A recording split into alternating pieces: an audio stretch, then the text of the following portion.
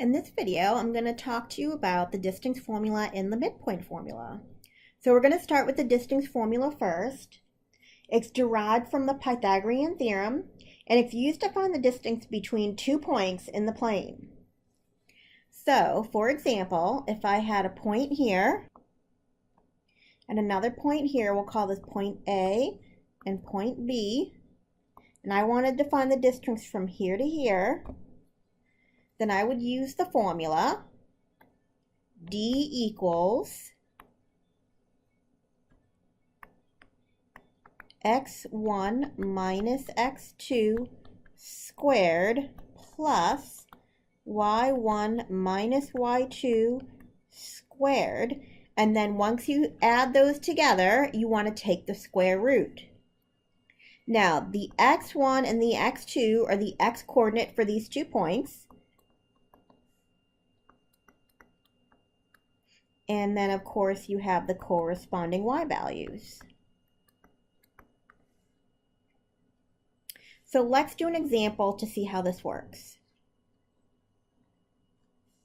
It says find the distance between the 2 points, simplify your answers, and write the exact answer in simplest radical form for irrational answers.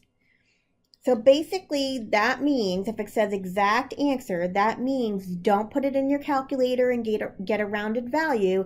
If you get an answer, for example, something like square root of 2, you just want to leave it as the square root of 2. So we have 2 points here. We have 5, negative 5. We're going to call this our x1 and our y1.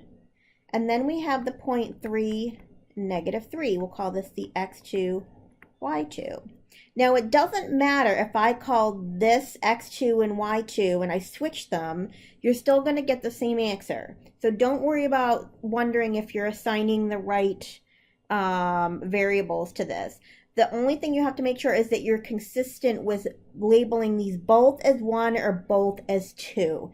In other words, you can't label this as x1 and this as y2. You just can't do that. It has to be x1, y1, and x2, y2. So to find the distance between them, I'm going to take x1, which is 5, minus x2, which is 3, square it, plus, then I'm going to take y1, which is negative 5, and I'm going to subtract a negative 3. Be careful with those double negatives. So that's going to give me a 5 minus 3 inside there, which gives me a negative 2. And then negative 2 squared is a positive 4. Plus, inside here I have a minus 5 minus a negative 3. That gives me a minus 5 plus 3. So that gives me a negative 2. And when I square a negative 2 again, that gives me 4.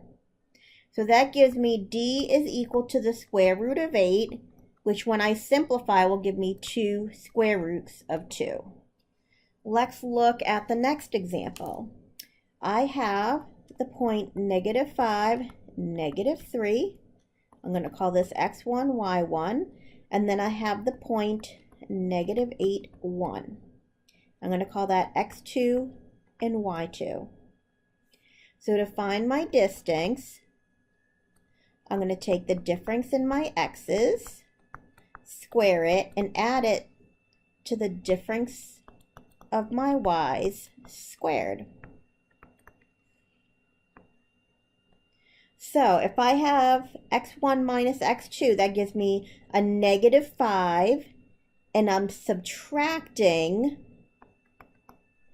a negative 8, and I'm squaring it, plus, then I'm going to take y1, which is negative 3, and I'm subtracting y2, which is 1, and I'm going to square it. So negative 5 plus 8, because I have a double negative, that gives me a 3. 3 squared is 9. This here gives me a negative 4, and when I square it, I get 16. 9 and 16 is 25. So I get the square root of 25, which is 5. Okay, now let's talk about the midpoint formula.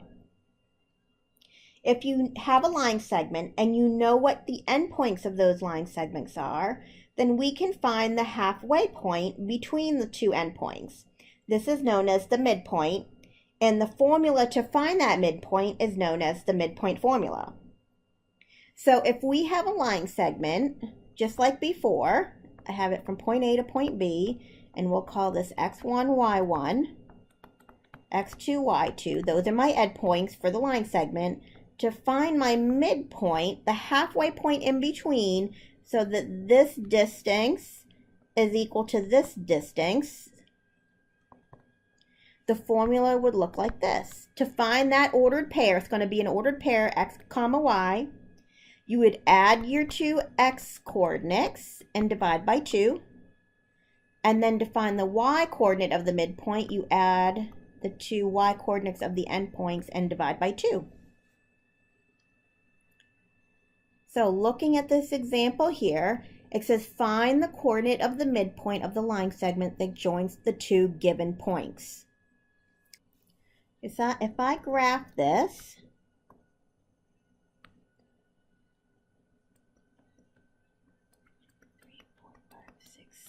8. 1, 2, 3, 4, 5, 6, 7. Okay, let's see. So if I call this point A and this point B, I have 8, negative 3. So somewhere around here, it's not going to be perfect because I'm not using grid paper, but it should be enough that we can kind of see what's going on here. And then I'm going to graph the point 4, negative 7, 4, negative 7. This is point B. Here's my line segment. I want to find the halfway point between A and B. So I'm going to use the midpoint formula. And remember, that's going to be an ordered pair. I take the x coordinates of the two endpoints, add them up and divide by 2. And then I take the y coordinates of the two endpoints and divide by 2. So my midpoint is going to be, if I take my two x values, 8 and 4, which is 12, and divide by 2, that's going to give me 6. And then I take my two y values, which is negative 3 and negative 7, that gives me a negative 10, and divide by 2, that gives me a negative 5. So when I graph the point 6, negative 5, it should be the halfway between, it should be the halfway point between A and B. So over 6, 1, 2, 3, 4, 5, 6, down 5, 1, 2, 3, 4, 5, right about here. That's my midpoint. Now it doesn't look exactly halfway because I'm not doing this on grid paper where everything is scaled perfectly, but at least you get an idea of what it's going to look like.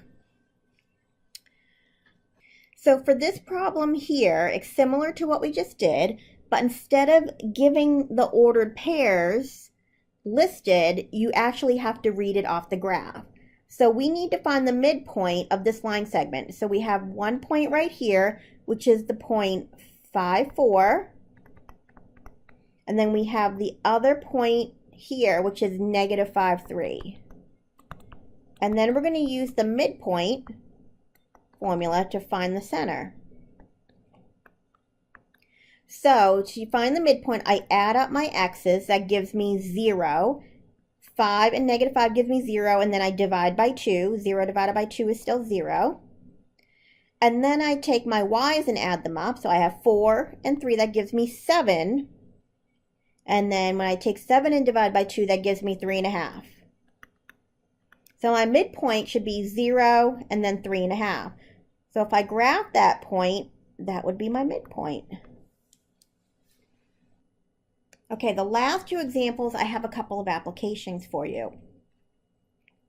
Now, in the first example, it asks about whether or not the 3 points that are given are collinear. That means, do they lie on the same line? Now, sometimes you can tell by when you graph it if it looks like it's on the same line. And sometimes it might be really close and it looks like it's on the same line, but you can't tell for sure. The way to prove this, if I plot the point 4, 5, I plot the point 1 -4. And then I plot the point 2, 0. This looks like they're pretty close to the same line, but I want to make sure that this is true. So what I want to do is I want to show that the distance from here to here, we'll call it distance 1. The distance from here to here, distance 2, is the same as the distance from here to here. We'll call that distance 3. If I add up distance 1 and distance 2 and I get distance 3, then I know that these are on the same line. So basically I'm going to just use the distance formula 3 times. So when I use the distance formula to find the distance of 1, d1 from here to here, I got to take the difference in my x's. So this point right here is 4, 5. This is A. We'll make this point B. That's this point right here. And we'll make this point C. Okay, so I want to take the difference in my x's between A and B. So that's going to be 2, and I'm going to square it. And then I'm going to take the difference in my y's between A and B, and I'm going to square it. So that would be 5 squared. So d1 is equal to going to be the square root of 29. Right? That's 25 plus 4, the square root of 29. And this doesn't simplify nicely, so I'm just going to leave it as the square root of 29. Okay, now let's find distance 2. That's going to be the distance between point B and point C. So I'm going to take the difference in my x's.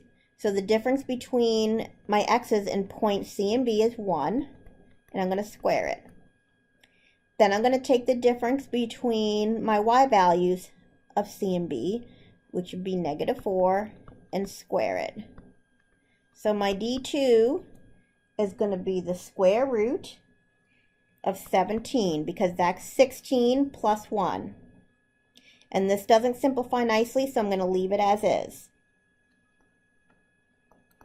To find d3, that's the distance between point A and point C. So I'm going to find the difference in my x's from point A to point C, so that's 3, and I'm going to square it. Then I'm going to find the difference in my y's, that's going to be 9, and I'm going to square it.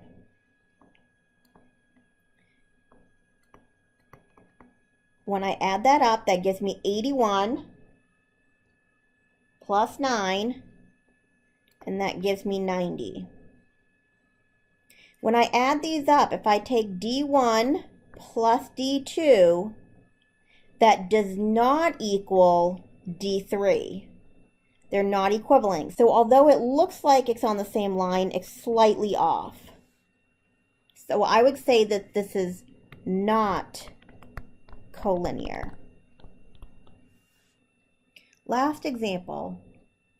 A man drove 11 miles directly east from his home.